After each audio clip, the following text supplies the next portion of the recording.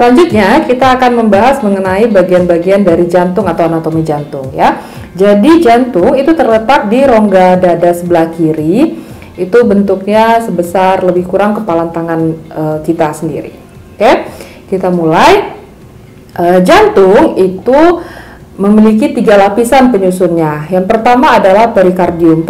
Perikardium itu adalah lapisan paling luar yang berfungsi untuk melindungi jantung ya. Kemudian bagian tengah dari jantung, lapisan keduanya adalah miokardium.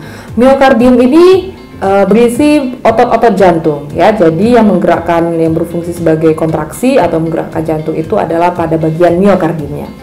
Kemudian bagian yang ketiga, bagian dalam adalah endokardium. Endokardium ini terletak paling dalam dan berbatasan langsung dengan ruang-ruang dari jantung. Oke, kita buka ya. Ini adalah struktur dari jantung. Oke, ya. Jantung pada manusia itu terdiri atas 4 ruangan, ya. Bagian atas itu adalah serambi atau dikenal dengan atrium. Bagian bawah adalah bilik atau yang dikenal dengan ventricle, ya. Jadi ini adalah bilik kanan, serambi kanan, bilik kiri dan serambi kiri, ya. Kemudian antara bilik kanan dan serambi kanan itu ada katup atau valvula. Nah, katup ini disebut dengan katup tricuspidalis karena memiliki ada 3 sekatnya, ya. Sedangkan antara bilik kiri dengan serambi kiri itu dibatasi oleh katup atau valvula bicuspidalis. Jadi hanya ada 2. Oke.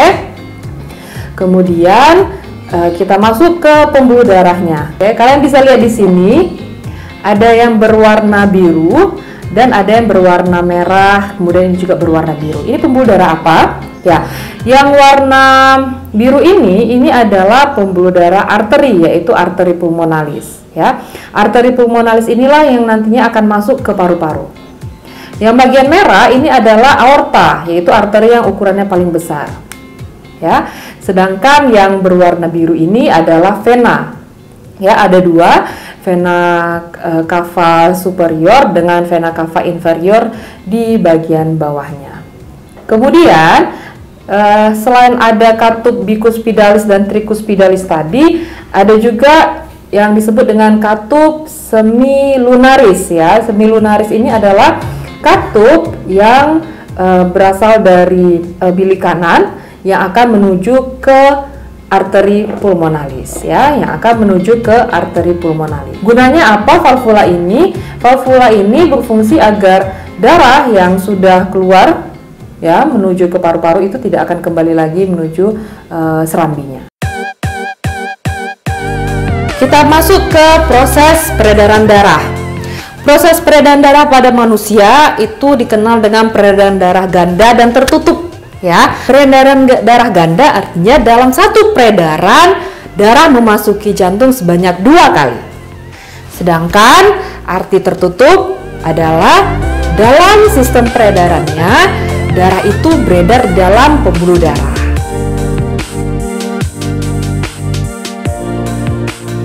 Yang pertama ada yang dikenal dengan peredaran darah besar atau sistemik ya. Yang kedua ada sistem peredaran darah kecil atau pulmonalis. Ya, apa bedanya? Kalau yang peredaran darah besar atau sistemik itu darah dipompa dari bilik kiri keluar melalui aorta ke seluruh tubuh, kemudian masuk lagi ke serambi kanan. Sedangkan kalau peredaran darah kecil atau pulmonalis, darah dipompa melalui bilik kanan, kemudian akan keluar melalui arteri pulmonalis, masuk ke paru-paru, terjadi proses pertukaran antara oksigen dan CO2, kemudian masuk lagi ke serambi kiri.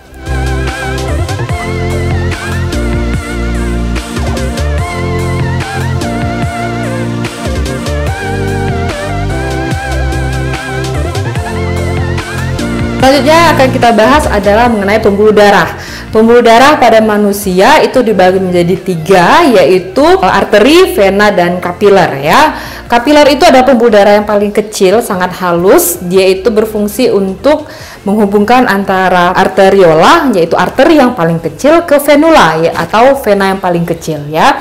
Jadi pada arteri inilah terjadi proses pertukaran oksigen atau terjadi proses pengangkutan sari-sari makanan juga kapiler. Apa sih bedanya antara vena dengan arteri? Ya, kita bahas. Yang pertama, arteri. Arteri ini tekanan darah pada arteri ini sangat kuat. Jadi ketika terjadi luka, ya, atau pembuluh arteri kita potong, maka darahnya akan memancar. Sedangkan kalau vena tekanannya lemah, jadi ketika dipotong maka darahnya hanya menetes. Oke. Yang kedua, bedanya adalah letaknya. Arteri itu letaknya jauh di bawah permukaan kulit, sedangkan vena itu dekat dengan permukaan kulit. Jadi kalau kalian lihat di bagian lengan kalian, tangan kalian itu ada berwarna biru-biru, itu ada pembuluh darah vena, ya, yang paling kelihatan. Oke. Kemudian kita lihat dari sisi perbedaan detaknya. Kalau arteri itu detaknya terasa atau denyutnya terasa, sedangkan kalau vena tidak terasa. Selanjutnya, katup atau klep di sepanjang arteri itu cuma satu, sedangkan kalau vena ada beberapa buah. Arteri itu adalah pembuluh darah yang keluar dari jantung, sedangkan vena adalah pembuluh darah yang masuk ke jantung. Arteri pada umumnya membawa oksigen atau darah bersih, kecuali arteri pulmonalis, ya. Sedangkan vena membawa darah kotor, kecuali vena pulmonalis.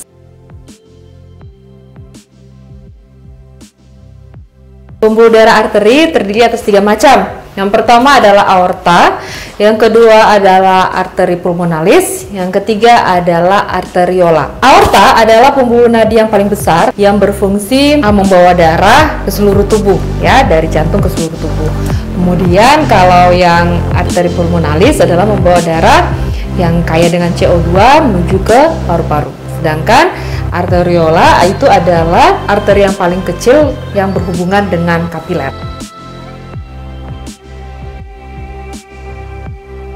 Pembuluh darah vena atau pembuluh darah balik itu terdiri atas 3 macam. Yang pertama adalah vena cava. Vena cava ini berfungsi untuk mengalirkan darah menuju ke serambi atau bilik kanan. Ya, vena cava ini dibagi 2, vena cava superior dan vena cava inferior. Apa bedanya? Vena cava superior itu membawa darah dari bagian tubuh bagian atas itu menuju ke serambi kanan. Sedangkan vena cava inferior itu membawa darah dari bagian tubuh bagian bawah menuju ke serambi kanan. Ya.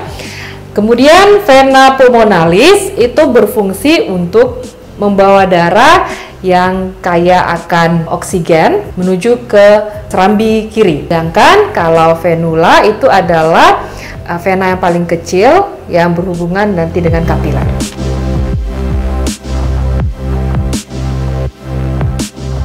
Kita masuk ke gangguan atau kelainan atau penyakit yang mengganggu pada sistem peredaran darah. Yang pertama yang paling sering kalian kenal atau mengalaminya adalah anemia. Anemia adalah penyakit atau gangguan karena kekurangan zat besi atau Fe, ya, di dalam darah. Yang kedua ada hemofili. Hemofili ini adalah penyakit turunan di mana terjadi gangguan pada saat proses penggumpalan darah. Jadi ketika terjadi luka pada para penderita hemofilia, darah tidak bisa membeku. Penyakit selanjutnya adalah sklerosis. Sklerosis ini artinya pengerasan pada dinding pembuluh darah. Dibagi 2, aterosklerosis dengan arteriosklerosis.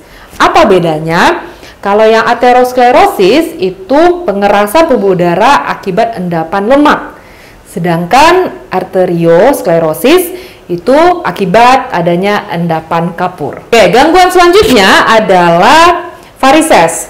Varises ini terjadi akibat pelebaran pembuluh darah vena di bagian betis. Kemudian ada lagi hemoroid. Hemoroid itu pelebaran pembuluh darah vena di bagian anus. Hemoroid ini biasa dikenal dengan ambeien. Selanjutnya ada yang namanya trombus. Trombus ini merupakan penyumbatan pada dinding pembuluh darah. Lebih tepatnya itu pembuluh darah nadi, ya, nadi koronaria. Itu adalah pembuluh darah yang masuk ke otot jantung. Jadi apabila mengalami penyumbatan, maka lama-kelamaan jantung tidak bisa berfungsi. Nah, sekarang sudah ada teknologi yaitu bypass, ya, yang dilakukan agar tidak terjadi gagal jantung. Selanjutnya ada leukemia. Leukemia ini adalah kanker darah, jadi jumlah sel darah putih atau leukositnya terlalu banyak sehingga sel darah merah yang harusnya berfungsi untuk mengedarkan darah itu ikut dimakan atau ikut difagositosis atau oleh leukosit tadi ya. Lama-kelamaan penderita leukemia ini akan mengalami kekurangan darah. Jadi biasanya kalau mengalami leukemia dia harus mengalami transfusi. Gangguan pada sistem sirkulasi selanjutnya adalah hipertensi. Hipertensi ini adalah tekanan darah di atas normal, yaitu di atas 120/80. Kemudian ada eritroblastosis fetalis. Eritroblastosis fetalis ini artinya gangguan pada janin ya, bisa menyebabkan kematian karena perbedaan resus antara ibu dengan janinnya.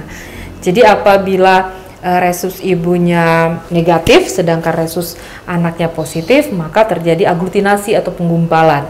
Hal ini dapat menyebabkan janin tersebut mengalami kematian.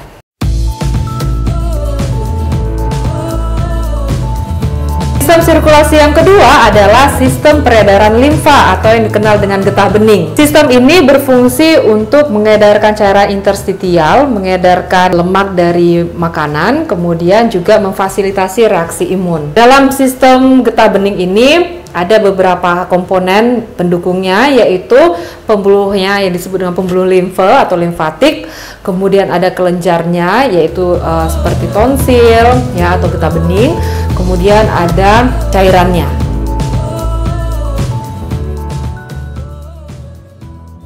Tugas kalian adalah yang pertama untuk nilai pengetahuan, yaitu mengisi tabel yang ada di buku halaman 149, yaitu tabel perbedaan antara sistem peredaran darah dengan sistem peredaran limfatik ya.